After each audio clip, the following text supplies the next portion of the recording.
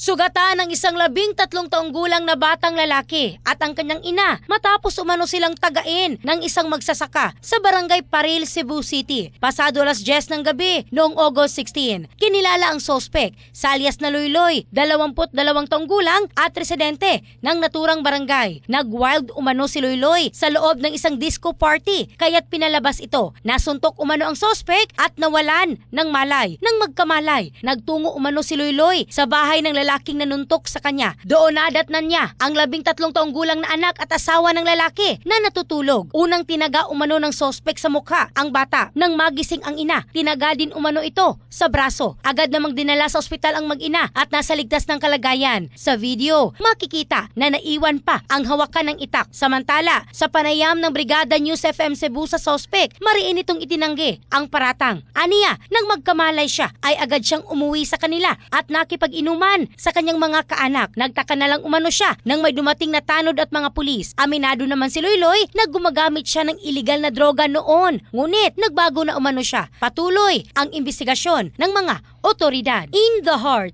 of changing lives, ako si Michelle Craste ng Brigada News Philippines, the Music and News Authority.